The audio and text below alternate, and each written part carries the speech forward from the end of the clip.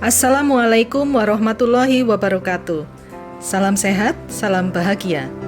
Bapak Ibu Guru hebat dimanapun berada, perkenalkan nama saya Emi Setianingsih SPD. Saya adalah calon guru penggerak Angkatan 5 dari SMK Negeri 1 Purwojati, Kabupaten Banyumas. Dalam kesempatan kali ini, saya akan menyampaikan gambaran pemikiran filosofis Ki Hajar Dewantoro sesuai dengan pengetahuan dan pengalaman saya.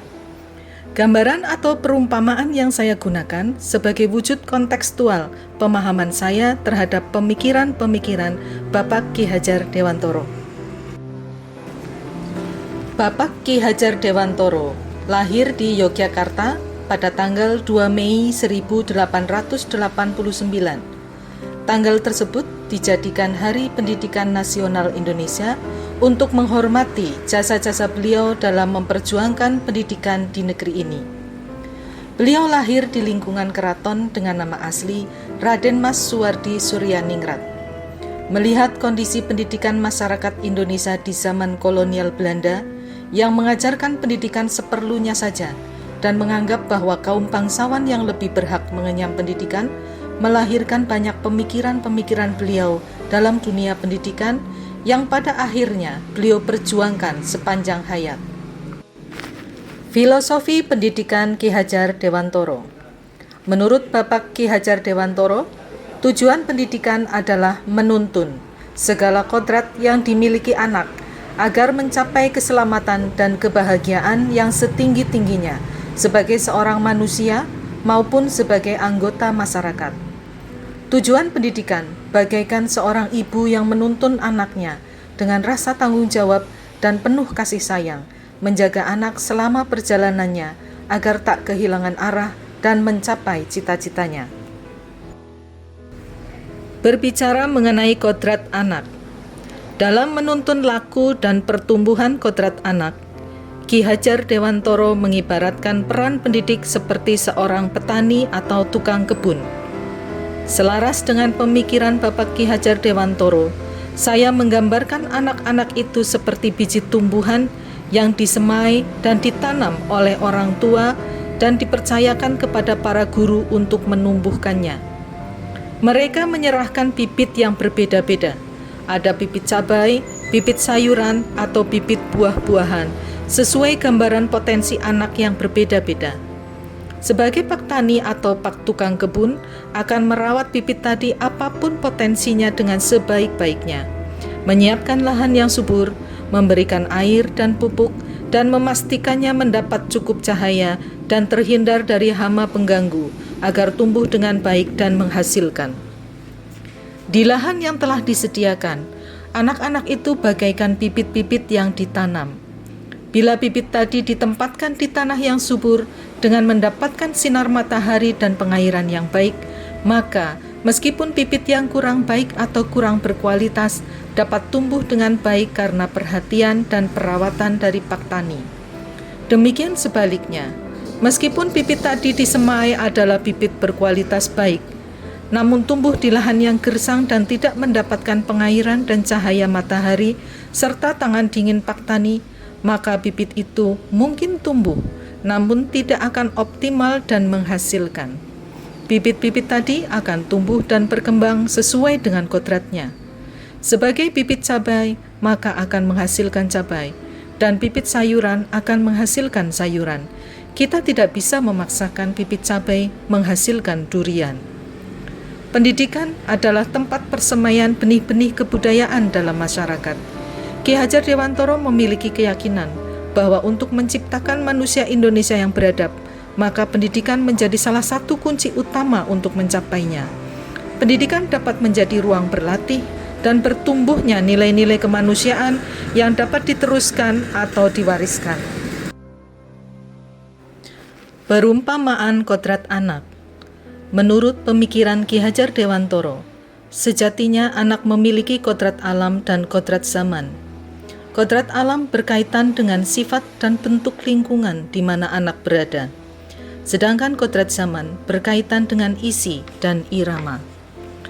Saya ibaratkan seorang anak ibarat pohon mangga yang memiliki bentuk ukuran, dan rasa yang khas sesuai dengan daerah di mana dia tumbuh.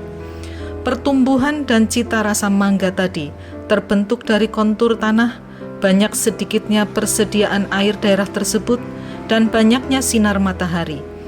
Berbagai jenis mangga, seperti mangga golek, mangga mana lagi, mangga harum manis, mangga gadung, mangga alpukat, walaupun memiliki bagian tubuh yang sama, namun tumbuh di daerah dengan iklim yang berbeda, sehingga menghasilkan mangga dengan rasa yang berbeda antara daerah satu dengan lainnya. Sama halnya anak yang akan tumbuh dengan kekhasannya masing-masing, tergantung pada nilai-nilai yang diyakini, pola pikir dan lingkungannya. Sebagai seorang guru, kita harus menghargai kekhasan masing-masing anak. Pemikiran Ki Hajar Dewantoro mengenai budi pekerti. Budi pekerti merupakan keselarasan atau keseimbangan hidup antara cipta, kognitif, rasa, mengenai sikap, karsa dan karya, mengenai kemauan dan keterampilan. Keselarasan hidup anak dilatih melalui pemahaman kesadaran diri yang baik tentang kekuatan dirinya, kemudian dilatih mengelola diri agar mampu memiliki kesadaran sosial bahwa ia tidak hidup sendiri dalam relasi sosialnya, sehingga ketika membuat sebuah keputusan yang bertanggung jawab dalam kemerdekaan dirinya dan kemerdekaan orang lain. Budi pekerti melatih anak untuk memiliki kesadaran diri yang utuh, untuk menjadi dirinya, atau kemerdekaan diri dan kemerdekaan orang lain. Kekuatan sosiokultural masyarakat di mana anak tinggal menjadi proses menebalkan kekuatan kodrat anak yang masih samar-samar. Pendidikan bertujuan untuk menuntun atau memfasilitasi dan membantu untuk menebalkan garis samar-samar agar dapat memperbaiki lakunya untuk menjadi manusia seutuhnya. Jadi, anak bukanlah kertas kosong yang bisa digambar sesuai keinginan orang dewasa. Namun anak bagaikan selembar kertas yang terisi penuh dengan tulisan samar-samar yang perlu ditebalkan pada tulisan kebaikannya dan menghapus pada tulisan buruknya. Murid diibaratkan kertas bertuliskan huruf putus-putus yang harus ditebalkan agar terbentuk huruf yang jelas dengan garis yang tegas. Bila tidak ditebalkan, maka tidak terbentuk huruf, maka garis putus-putus tersebut akan tetap samar dan tidak memunculkan fungsi huruf tersebut dalam sebuah kata, yang akhirnya tidak membawa makna dalam kalimat.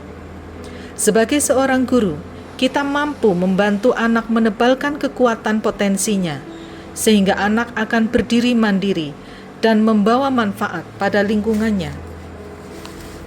Dalam menebalkan karakter murid, maka guru dan sekolah sangat berperan dalam menanamkan kebiasaan baik dengan berbagai upaya nyata, seperti program Jalur Hijau di sekolah saya.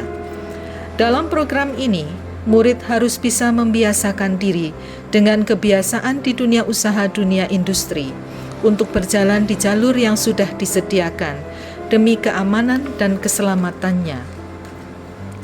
Kemudian pembiasaan apel pagi sebelum proses belajar dimulai untuk membiasakan murid disiplin, berkoordinasi mengenai apa yang akan mereka kerjakan hari itu bersama dengan guru. Dan tak lupa, guru pun harus bisa memberikan contoh kepada murid bahwa kebiasaan koordinasi di awal kegiatan adalah sangat penting, sesuai dengan semboyan Ki Hajar Dewantoro, yaitu Ingarso Sung Tulodo. Bapak Ki Hajar Dewantoro berpesan kepada para guru untuk menerapkan pendidikan berpusat pada murid. Murid adalah subjek pembelajaran di mana dia akan banyak mengambil peran dan aktif dalam proses pembelajaran. Ketika proses pembelajaran masih menggunakan teacher-centered, maka sebetulnya guru telah mengambil hak murid dalam belajar. Murid belajar sesuai dengan karakteristik, minat, dan tingkat pemahaman masing-masing dalam mempelajari materi. Dengan materi yang sama, mereka akan mencari, menggali, dan menerapkan informasi yang diperlukan, Contoh nyata pembelajaran berpusat pada murid adalah pembelajaran pada pendidikan guru penggerak, di mana murid bisa mengumpulkan tugas yang diberikan dalam bentuk yang berbeda-beda, misalnya puisi, poster, lagu, atau video dalam menyampaikan pemahaman akan sebuah materi. Saya mengibaratkan murid sebagai seorang reporter yang penuh keingintahuan yang besar. Mereka akan mencari informasi, menggali dari berbagai sumber yang relevan, dan menyampaikan berita aktual. Pesan Bapak Ki Hajar Dewantoro untuk para guru. Seorang pendidik sebaiknya memiliki sifat terbuka dan berpikir positif dengan segala perubahan dan segala perkembangan, namun tetap waspada dengan perubahan tadi. Waspadalah, carilah barang-barang yang bermanfaat untuk kita, yang dapat menambah kekayaan kita dalam hal kultur lahir ataupun batin. Jangan hanya meniru, hendaknya barang baru tersebut diselaraskan lebih dahulu. Ki Hajar Dewantoro menggunakan barang-barang sebagai simbol dari tersedianya hal-hal yang dapat kita tiru dari luar budaya kita, namun selalu menjadi pertimbangan bahwa Indonesia juga memiliki potensi-potensi kultural yang dapat dijadikan sebagai sumber belajar. Guru adalah seorang yang senantiasa berusaha menggerakkan manusia lainnya. Oleh karena itu, wahai guru, harus lebih sadar terlebih dahulu agar dirinya tergerak, kemudian memilih untuk bergerak dan menggerakkan manusia lainnya. Burung merpati, burung gelatik. Bunga cempaka, bunga sakura. Wahai engkau para pendidik, mari bekerja dengan gembira. Terima kasih atas perhatiannya. Wassalamualaikum warahmatullahi wabarakatuh.